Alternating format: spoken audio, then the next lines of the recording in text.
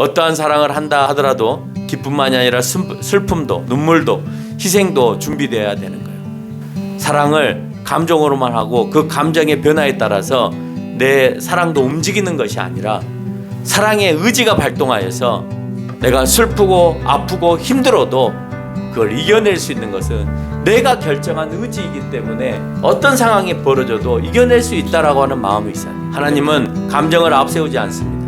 철저하게 하나님의 의지로 사랑을 하세요. 나는 너 사랑해! 라고 결정을 하셨기 때문에 나를 어떤 상황 가운데서 끝까지 사랑해 주시는 거예요. 그래서 지혜는 사랑인 거예요. 주님의 사랑은 죽음 앞에서 건져내는 그 지혜예요. 주님의 절대적인 사랑을 안다는 것은 구원의 가장 큰 지혜를 얻은 것이라는 사실. 성경은 하나님이 죄인을 위해서 어떻게 사랑하시느냐 하는 사랑의 메시지가 담겨 있는 책이에요. 그래서 종교학자들이 종교를 분석할 때 기독교는 사랑의 종교, 불교는 자비의 종교, 또 유교는 효의 종교라고 그렇게 말을 하고, 또 심지어는 이슬람교는 충성의 종교, 이렇게 표현을 합니다. 복음 역시 죽을 수밖에 없는 하나님의 자녀들을 당신의 자녀를 삼으시고 또 구원으로 이끌어내신 사랑의 이야기가 또 우리에게 전달되어지는 복음입니다. 그러니까 복음이 뭐냐? 너희 살았다. 누가 살았냐?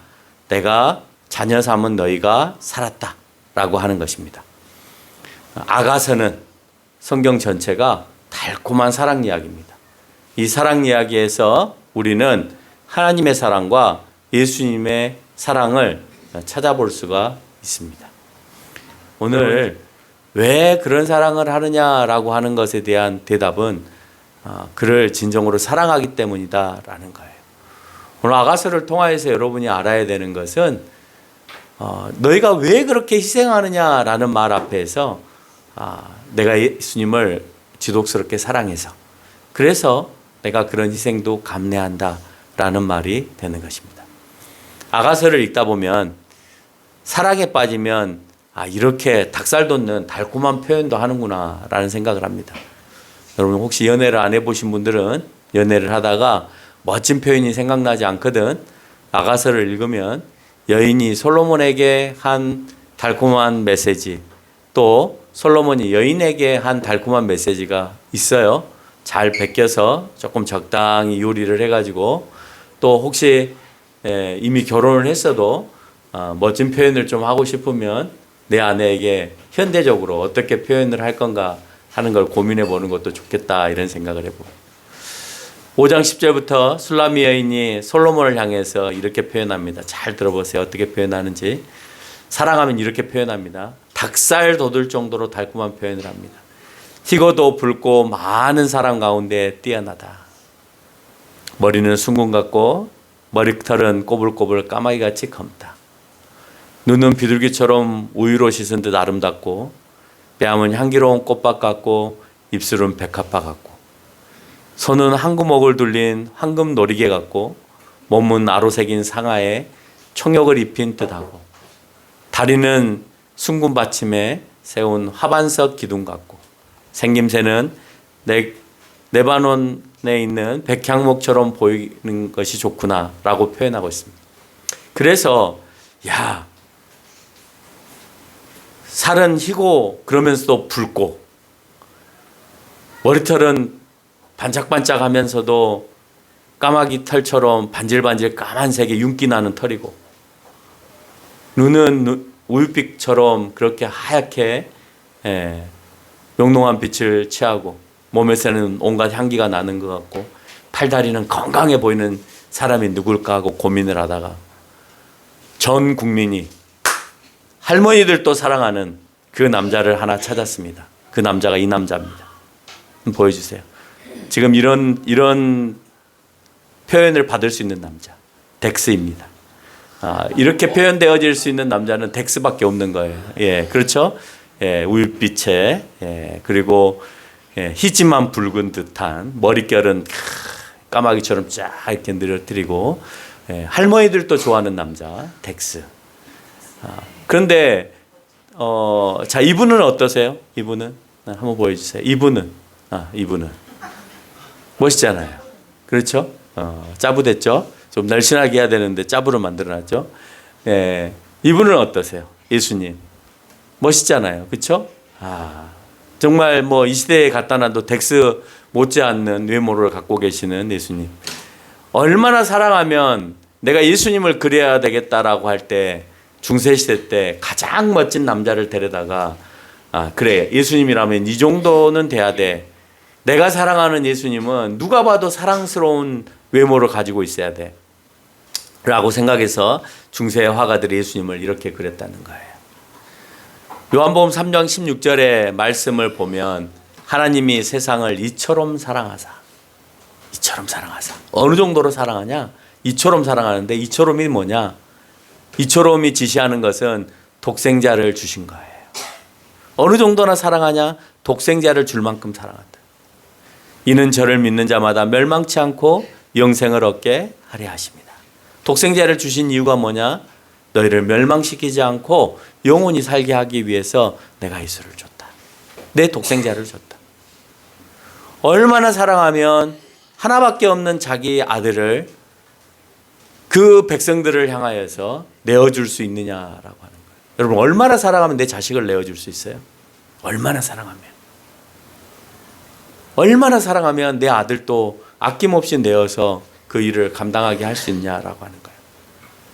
술람미 여인이 솔로몬을 사랑하는 것만큼 사랑하시기에 우리를 사랑하기에 자신의 독생자도 내어주실 수 있었다라고 하는 겁니다. 그 사랑을 받은 우리는 하나님께 어떻게 표현할 수 있겠냐라고 하는 거예요. 여러분이 사랑하는 여호와를 여러분은 어떻게 표현하세요? 오늘 주님이 하나님이 너희를 얼마나 사랑하느냐를 표현했더니 나를 너희에게 주어가면서까지 내가 죽음에 이르기까지 너희를 살리기 위해서 나를 보냈다라고 표현하고 있어요. 얼마나 사랑하냐? 하나님이 너희를 얼마나 사랑하냐라고 하는 표현을 이렇게 멋있게 가슴 아프게 가슴 저리게 이렇게 표현하고 있어요. 여러분은 이런 표현에 대해서 이제 답장을 쓰셔야 되잖아요. 누구한테 답장을 쓰셔야 돼요? 하나님께 쓰셔야 되잖아요. 뭐라고 쓰실게요? 저도 아브라함이 이삭을 바친 것처럼 제 아들을 바치겠습니다 하고 쓰실 거예요? 당신이 아들을 바친 것처럼 나도 내 아들을 바치겠습니다 하고 그렇게 답장을 보내시겠어요? 못 보내죠. 하나님 좀 덜 사랑하시네. 하나님은 여러분을 독생자 아들을 내어주기까지 사랑한다라고 표현했는데 여러분에게 하나님을 어떻게 사랑하냐라고 표현할 때 당신의 자녀까지 한번 내어서 표현해봐라 라고 하면 표현하기가 너무 어렵다라고 하는 거예요. 하나님께서 덱스만 못하다고 생각하지는 않습니다. 여러분 덱스를 향하여서 만약에 여러분이 무슨가 편지를 쓸 수 있는 기회가 되어진다면 얼마나 멋진 표현들을 쓰겠어요. 당신의 외모부터 시작해서 여러 가지 모습들로 덱스를 멋있게 표현하겠죠. 요즘에 보니까 연애 프로들도 많이 있던데 그 남녀가 연애하는 그런 프로그램에서 만약에 상대방을 향해서 가장 멋진 표현으로 편지를 한 사람끼리 연결을 시켜주겠다 한다면 얼마나 멋진 표현들로 상대방을 표현하겠어요. 그러겠죠? 인생을 살다 보면 사랑에 대한 많은 질문들을 하게 됩니다. 여러분 처음 여러분이 남자를 알고 여자를 알고 이성을 그냥 그 전에는 이성을 모르고 남자인지 여자인지 모르고 그냥 친구처럼 살다가 지내다가 어느 순간에 얘는 여자애야 얘는 남자애야 라고 하는 눈이 뜨는 때가 있습니다. 그러니까 사춘기가 오기 전에도 그렇게 남학생이 여자에 대한 눈이 뜨고 여학생이 남학생에 대한 눈이 뜰 때가 있어요. 그래서 이 소년들은 예쁜 소녀나 예쁜 선생님에 대해서 마음이 쿵쾅거리거나 또는 소녀들은 멋진 소년이나 남자 선생님을 보고 가슴이 쿵쾅대는 풋사랑의 경험을 하는 경우들이 있습니다. 그렇죠? 그냥 여성을 알게 되었고 남성을 알게 되면서 오는 쿵쾅거림. 그러니까 우리 지찬이 정도의 나이 또래의 왠지 설레고 짝꿍하고 같이 앉아서 손등을 스치고 지나갈 때 찌릿하는 느낌, 이런 느낌을 받을 때 이것을 풋사랑이라고 얘기를 합니다. 그런 풋사랑의 시기가 있죠. 뭐 아무것도 잘 모르는데 뭔가 이상한 감정이 오고 잠을 설레게 하고 학교를 빨리 가서 그 친구를 보고 싶고 하는 마음이 생길 때가 있습니다. 이성이 이제 눈에 떠서 이성의 눈을 떠서 바라보는, 사춘기가 지나고 바라보는 그 사랑은 이제 첫사랑이라고 표현합니다. 이제는 좀 뭔가를 아는 시기에 사랑을 하게 된 것이죠. 그렇게 해서 자녀를 낳고 그 자녀에게 이제 쏟는 사랑, 그 사랑을 지고지순한 사랑이다라고 얘기를 해요. 아무것도 바라는 것이 없이 최선을 다해서 그냥 맹목적으로 사랑해 주는 그런 사랑. 그런 사랑에 이르기까지 우리는 인생을 살며 다양한 사랑을 경험합니다. 풋사랑도 경험하고 첫사랑도 경험하고 그냥 마지못해 사는 사랑도 경험하고 내가 무조건 퍼줘야 되는 지고지순한 사랑도 경험하게 되어지는 거예요. 우리 사모님 앉아 계시지만 다 크고 장가간 아들한테도 아직도 퍼줘야 되죠, 뭔가를. 왜? 아들이기 때문에. 사랑하기 때문에. 안 해도 살 수 있는데 그냥 주는 게 기쁘니까. 그래서 그냥 하염없이 넘치도록 주는 게 부모님의 사랑이다라고 하는 거예요. 근데 이런 사랑들이 때로는 집착이 되어서 상대를 괴롭히는 잘못된 형태로 변질되는 것을 발견합니다.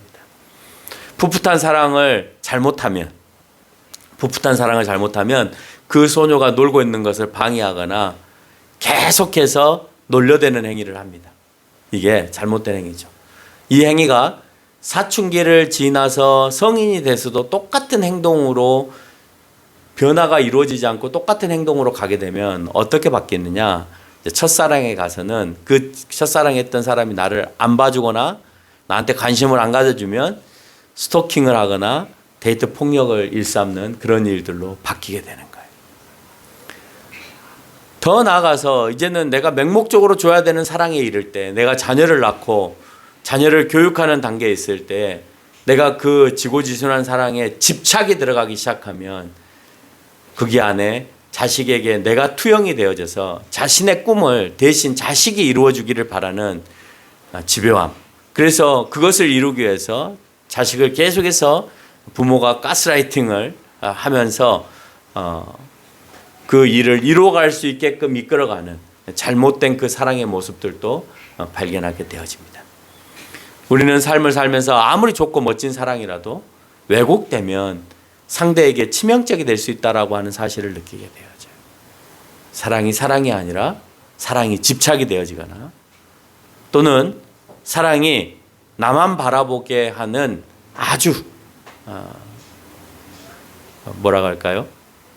자기만 바라보게 하는 그런 사랑으로만 변질되어지면 결국은 앞서 설명한 것처럼 상대방을 괴롭히거나 힘들게 하거나 심지어는 살해까지 하는 이런 일들로 연결이 되더라는 거예요. 주님은 우리를 향한 무조건적인 사랑을 보이셨습니다. 그냥 상대가 나를 사랑하든 안 하든 간에 무조건적으로 그 상대에 대해서 사랑해 주는 거예요. 그런데 우리는 그 사랑에 반응하지 못하고 때로는 새침대기처럼 내가 풋사랑을 하는데 저 풋사랑을 몰라주고 나하고는 안 놀아주고 다른 친구하고 노는 저 소녀의 모습처럼 우리가 때로는 예수님이 우리를 향하여서 사랑한다 사랑한다 하는데 새침대기처럼 아닌 것처럼 안 좋아하는 것처럼 그렇게 상대를 바꾸는 행위를 하기도 한다는 거예요. 여러분 사랑을 해봤으니까 알겠지만 나 말고 상대방 다른 사람을 사랑하면 눈길만 줘도 꼬집 피고 눈짓이 가고 그런 행위 막 눈을 흘기고 하는 행위들을 하잖아요. 그렇죠? 하물며 오늘 지독스럽게 여러분을 사랑하는 예수님 앞에서 예수님이 아닌 다른 신이나 예수님보다 더 사랑하는 무언가가 생길 때 예수님의 마음이 어떨까 하는 것을 여러분 한 번쯤은 생각해 볼 필요가 있다. 오늘 또 예수님보다 무언가를 더 사랑하는 마음이 생겼어요. 그때 예수님의 마음은 어떨까? 자신을 다 내어주기까지 하셨던 주님이 오늘 그 사랑을 느끼지 못하는 그 자녀들의 모습들을 보면서 얼마나 가슴 아플까 하는 그 마음이 우리 가운데 계속해서 스며들어오지 않으면 안 된다는 거예요. 오늘 솔로몬과 술라미 여인과의 사랑은 서로를 절대 배반하지 않아요. 너무너무 사랑해요. 만나고 싶어해요. 돌아서면 보고 싶어하고 그 사람을 표현하라 그러면 너무 멋진 표현으로 상대방을 표현할 정도로 정말 그렇게 그리워하는 사이로 남아있는 것을 볼 수 있어요. 근데 서로 만나지 못하는 아쉬움과 서로를 갈라놓은 그런 음모들에 힘들어하고 있는 두 사람의 모습을 발견합니다. 여러분, 우리 가운데도 주님과 밀착하고 싶어도 밀착하지 못하게 하는 그런 사탄의 음모들이 우리 가운데 시시각각 있어요. 만나지 못하게 하는. 신앙이 들어가면 들어갈수록 더 만나지 못하게끔 강력하게 나에게 침투해 들어와요. 신앙이 없으면요, 가볍게 들어와요. 이 정도만 해도 넘어오니까 이 정도로만 시험해요. 근데 내가 신앙이 있잖아요. 그럼 그 정도만 해갖고는 안 넘어오니까 강력한 것으로 나에게 드라이브를 걸어서 예수님을 만나지 못하게끔 그렇게 방해 공작을 벌린다는 거예요. 인터넷 뉴스를 최근에 보다가 참 지독한 사랑 두 사건을 읽게 되었습니다. 하나는 아버지가 군인으로 6.25 때 참전을 했는데 당시 아들은 엄마 뱃속에 있었어요. 유복자라고 하죠. 아버지 얼굴을 보지 못한 자녀. 유복자였는데 아버지가 아직도 살아계실 거라고 생각하고, 왜? 전사 소식을 듣지 못했기 때문에 아직도 살아오실 거라고 생각하고, 어머니도 마찬가지로 그 아버지를 평생 기다리면서 자기 아들 뱃속에 있었던 그 아들 하나만 바라보고 지금까지 살아오셨는데 최근에 어머니가 돌아가셨습니다. 아버지를 그렇게 기다리다가 어머니가 돌아가셨어요. 근데 얼굴 한번 보지 못한 아버지, 여러분 한 번도 얼굴도 보지 못한 그 아버지를 기다리고 있다는 것이 웃기지 않나요? 그 아들이.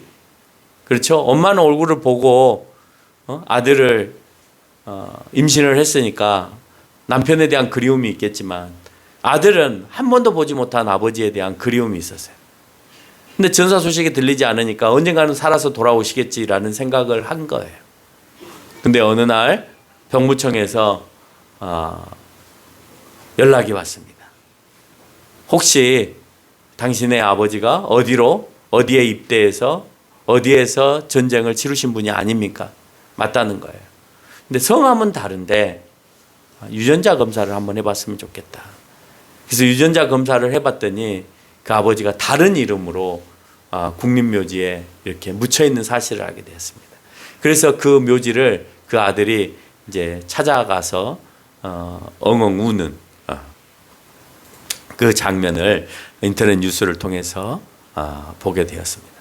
70년이 넘는 긴 시간 동안 아버지에 대한 그리움 속에서 그렇게 살다가 아버지의 유고를 처음 접하고 그 묘비 앞에서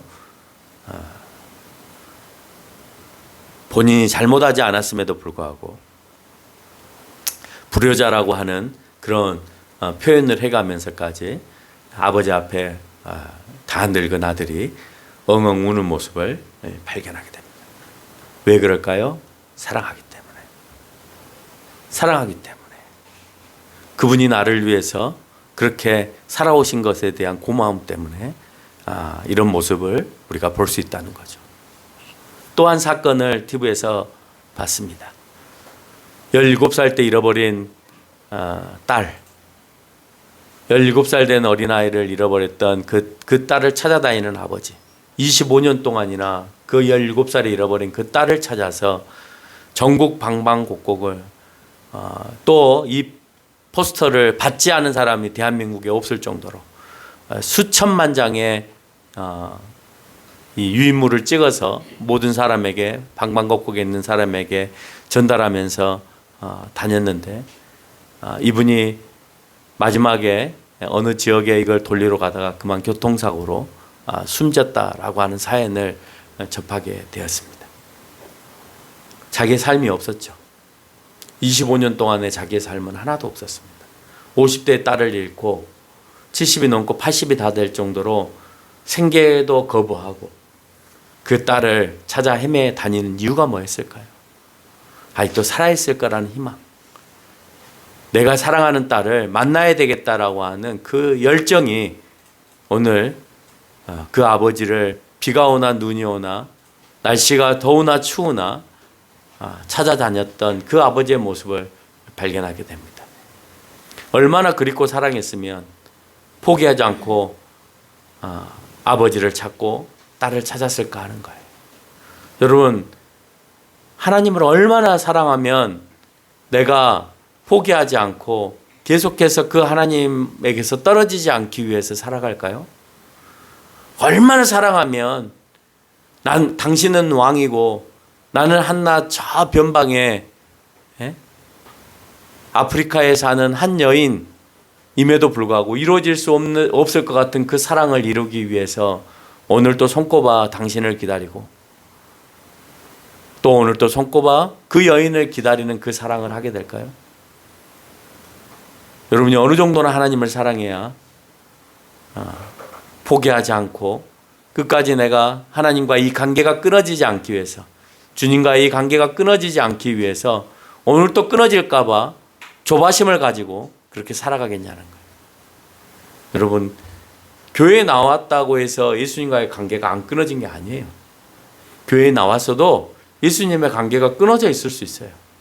오늘 설교를 듣는다고 해서 예수님의 관계가 안 끊어진 게 아니에요. 설교를 들어도 그 설교의 말씀이 귀에 들리지 않으면 예수님과의 관계가 끊어진 거예요. 그 관계가 끊어지고 나면 내가 진정으로 사랑하는 관계가 아니기 때문에 예수님은 오늘 또 그 사람의 마음 가운데 슬픔이 있는 거예요. 진짜 나를 사랑하는 것 같지 않아. 나를 사랑한다면서 곁눈질하고 다니는 내 옆에 있는 사람과 같은 거죠. 나 사랑한다면서 더 멋진 여자가 나오면 곁눈질하고, 더 멋진 덱스와 같은 남자가 나오면 곁눈질하는 그런 아내나 그런 남편의 모습과 다를 바가 하나도 없는 거예요. 오늘 예수님을 만나러 왔는데도 불구하고 예수님을 만나려고 하는 그런 마음의 열정을 품는 것이 아니라 그냥 단지 내가 나옴에 대해서 만족하는 그 모습은 진정으로 예수님을 만나는 일이 아니다라고 하는 겁니다. 그걸 고쳐가야 하는 거예요. 목숨까지 내걸고 우리를 살리고자 했던 주님의 사랑이 사실은 앞서 말한 그 두 사람의 사례와 같은 그런 사랑이었습니다. 아무리 불러도 오지 않는 솔로몬, 아무리 찾아도 찾을 수 없는 술람미 여인처럼 주님과 우리의 관계가 서로는 알고 그리워하면서 볼 수도 만날 수도 없는 그런 관계이지만, 그렇지 않아요? 술람미 여인도 오늘 솔로몬을 어디에 있는지 모르는, 어디 가 있는지 모르는 그런 남자에 대하여서 사모하고 기다리고, 또 오늘 솔로몬도 술람미 여인이 어디에 있는지 모르는 그런 모습을, 그런 외침 가운데에서 등장하는 말씀처럼 오늘 주님이 늘 내 옆에 계신다 하지만 내가 만날 수 없고 잡을 수 없는 그런 사이이기 때문에 늘 그리워하고 뵙고 싶은 그런 마음 아닌가요? 오늘 주님을 사랑한다면서 진정으로 찾고 있는지, 정말 주님을 내 곁에 두고 싶어 하는지, 그 마음을 오늘 이 시간에 계속해서 내 스스로에게 물어봐야 된다는 거예요. 그분을 놓치지 않고 계속해서 옆에 두고 싶은 마음, 그 마음이 변함없는 것이 진정한 사랑이다라고 하는 거예요. 사랑은 늘 달콤한 것은 아니에요. 여러분, 사랑하기에 아픔도 있죠. 사랑하니까 아파요. 2장 5절처럼 병이 나기도 해요. 너무 보고 싶으니까 병이 나요. 무슨 병? 상사병. 사랑하기에 헤어짐에 대한 슬픔도 있어요. 사랑하기 때문에 헤어지기 싫어요. 여러분, 6.25 때 헤어졌던 그 남편 헤어지기 싫겠죠. 이제 가정을 일구고 이제 막 살아가려고 하는데 그 남편과 헤어져야 되고, 또 그 남편은 전쟁터에서 어떻게 될지 모르는 그 상황 가운데에서 헤어져야 되는 그 아내의 마음은 정말 칼로 그 가슴을 도리는 것처럼 아프겠죠. 사랑하기 때문에 헤어지는 것도 아픈 거예요. 때로는 사랑하기 때문에 같은 공감대를 가지고 기쁨과 한이도 있습니다. 떨어져 있지만 손주를 보았습니다라는 그 멘트에 기쁨과 한이가 있죠. 떨어졌고 아직 보지 못했지만 그 가운데 기쁨이 있는 거예요. 떨어져 있지만 누가 뭐가 잘 돼 있다든지 뭐에 성공을 했다든지 이런 말들을 들으면 떨어져 있고 아직 얼굴을 볼 수 없지만 같은 공감대 안에서 기쁨과 한이가 있는 것처럼 오늘 주님은 우리가 주님 안에서 뭔가 잘 되어지고 주님 안에서 주님이 원하시는 그 뜻 가운데 살아갈 때 서로에게 기쁨과 한의가 넘쳐날 거라고 생각합니다. 사랑은 다른 정서와 차원이 다릅니다. 예를 들면 사랑하기에 죽기까지도 불사합니다. 25년 동안 딸의 생사를 알기 위해서 찾아 나서고 교통사고로 죽은 아버지가 그렇습니다. 자신을 거역하고 죄 가운데 있는 우리를 위해서 자신의 독생자를 내어주신 아버지 하나님도 역시 그러십니다. 사랑에는 모든 것을 아름답게 보이는 마음도 생깁니다. 사랑을 하면 세상이 다 아름다워 보여요. 어제 하늘이나 오늘 하늘이나 똑같은데 갑자기 하늘이 핑크핑크하고 막 샤방샤방하고 막 그래요. 사랑을 하면. 사랑은 모든 것을 이겨낼 힘이 생깁니다. 그렇죠? 그래서 자녀를 사랑하는 엄마가, 힘이 약한 엄마가 자동차에 깔릴 것 같아서 그 아이를 이제 유모차에다가 놓고 뒤를 돌아섰는데 차가 내려오는 거예요. 그래서 그대로 놔두면 그 차가 유모차를 덮쳐서 아이가 위험한 상황에 놓여지니까 그 힘없는 그 엄마가 그 차를 손으로 버텨냅니다. 여러분, 그 힘이 어디에서 나올까요? 사랑에서 나오는 거죠. 할 수 없는 그 힘을 그 엄마가 발휘해서, 그것도 평지도 아니라 흘러내려온다는 것은 어느 정도 이렇게 경사가 져 있다는 건데, 그 경사진 곳에 차가 내려오는데 그 차를 막았어요, 엄마가. 자식은 깔리면 안 되고 자기는 깔려도 되는 거예요. 누군가 와서 저 유모차를 옮겨주기를 바라면서 그때까지만 버티는 거예요, 그 엄마는. 그 마음이 사랑하는 마음에서 나온다라고 하는 거예요. 사랑은 모든 걸 이겨낸다고 그랬죠. 자신의 백성을 구원하기 위해서 육체적인 고통도 참아내시는 주님.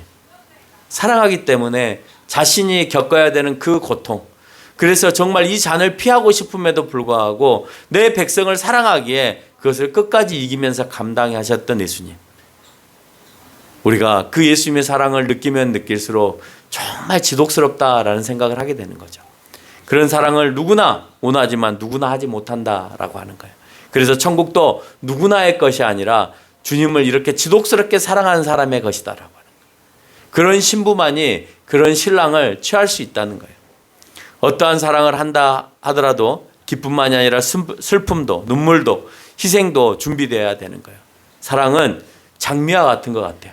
좋은 향기, 아름다움을 풍기기도 하지만 그 안에 가시도 있어서 내가 다칠 수도 있다라고 하는 것을 보여줘요. 여러분은 신부로서 주님을 얼마나 사랑하세요? 또 그럼 주님은 얼마나 나를 사랑하시는 것 같아요? 한번 여러분에게 한번 물어보세요.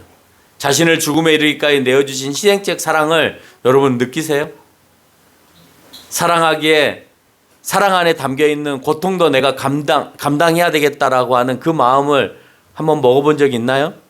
내가 주님을 위해서 그런 삶을 살아봐야지. 주님도 나를 위해서 희생하셨는데.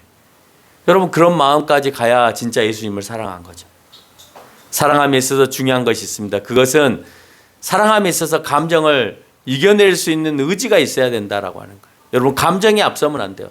막 저 사람을 사랑해 핑크핑크한 마음으로 막 감정으로 저 사람에게 다가가면 나중에는 어떻게 되냐, 스토커가 되어질 수 있고, 또는 그 사람을 해치는 상황이 되어질 수 있고, 또는 그 아들에게 가스라이팅을 시켜서 자기의 꿈이나 자기가 바랬던 것을 투영시키려고 하는 경우도 생겨난다는 거예요. 감정보다 더 중요한 것은 의지예요. 사랑을 감정으로만 하고 그 감정의 변화에 따라서 내 사랑도 움직이는 것이 아니라 사랑의 의지가 발동하여서 내가 슬프고 아프고 힘들어도 그걸 이겨낼 수 있는 것은 내가 결정한 의지이기 때문에 어떤 상황이 벌어져도 이겨낼 수 있다라고 하는 마음이 있어야 돼요. 근데 감정으로 따라가면 이겨낼 수가 없죠.